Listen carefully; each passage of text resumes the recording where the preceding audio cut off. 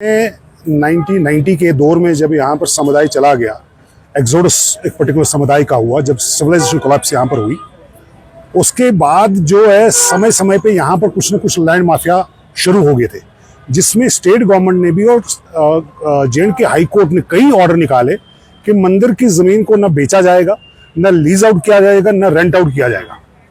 But कहीं ना कहीं हमें ये लैंड माफिया दिखने को आ रहा है और हम कंटिन्यूसली एडमिनिस्ट्रेशन से, जो पुराने थे 2019 से पहले, और एलजी साहब से गुजारिश कर रहे हैं कि भाई आप जो हाई कोर्ट के ऑर्डर्स हैं या जे.एंड.के गवर्नमेंट के ऑर्डर्स हैं इन टेम्पल्स को लेके, इसको इंप्लीमेंट करें, जो नहीं हो रहा है। जबकि डीसी और डेवकॉम साहब इनके कस्टोडियंस हैं, उनकी नजरों के नीचे भी ये काम हो रहा है। अब ये देखिए, जो परसों का वाकया जो सलेना का हो रहा है, वहां से बंगाल से उठ के आ रहे हैं। अब बताइए, मेरे को समझ नहीं आ रहा, बंगाल से बंदा आ रहा है यहाँ पर कह रहा है मैं मंदिर का मालिक हो गया, वो कैसे हो सकता है? जो यहाँ का बस्कीन है, यहाँ पर का कौन है, नाम क्या है? वो जो है, जो सूरी साहब आए हैं, वो सूरी वहां पर जो आए थे प्रेस कॉन्फ्रेंस में बैठे हुए थे, उनका क्या लेना देना है? ठीक है, वो हिंदू हैं, वेलकम है, वो मंदिर में आए बैठे, पर वो ये कह नहीं सकते ना कि भाई वो यहाँ पर उनकी जमीन है। वो कैसे हो सकती जमीन? 47 से पहले जो थे वहां पर हिंदू समुदाय की जमीन थी, वहां पर ठीक है। अगर वो शरणार्थी आए वहां पर ही नहीं, यहाँ पर देखिए हमें ये बरबर साहब में टेम्पल था, वहां पर भी स्वामी एक था, उससे कब्जा करके रखा। फिर दुर्गानाग में एक पुजारी है, वो कहता मेरा। यहाँ पर जो भी बाहर से आता है वो 2-4 दिन इस टाइम जो पीरियड है 90 से दशक में, जो ये टाइम पीरियड, वो जो भी, क्योंकि यहाँ पर तो समुदाय तो है नहीं पूछने वाला करने, हर आदमी कहता है मैं इस मंदिर का मालिक हूँ। ये सरासर गलत है और हम एलजी साहब से कहते हैं कि प्लीज आप इसका संज्ञान लें और तत्कालीन इसके ऊपर ऑर्डर करें।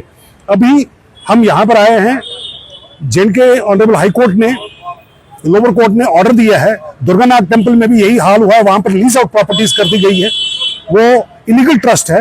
रजिस्ट्रार ऑफ सोसाइटीज ने डिवकॉम डीसी को लिखा है कि यहाँ पर बहुत सारे एनजीओज और इलीगल ट्रस्ट ऑपरेट हो रहे हैं, उनके ऊपर आप स्ट्रिक्ट एक्शन लीजिए।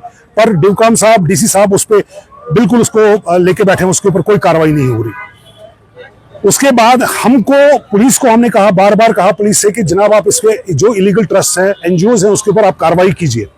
बट कोई कार्रवाई इलीगल एनजीओज पे, ट्रस्ट पे नहीं हुई, और नतीजा ये हो रहा कि एडमिनिस्ट्रेशन की नाक के नीचे जो मंदिर की जमीनें हैं उनको बेचा जा रहा है, और गैर जो यहाँ के बस्कीनदर नहीं है वो उनके कब्जा बनाए रखे हैं, इलीगल डॉक्यूमेंट्स बना रहे हैं।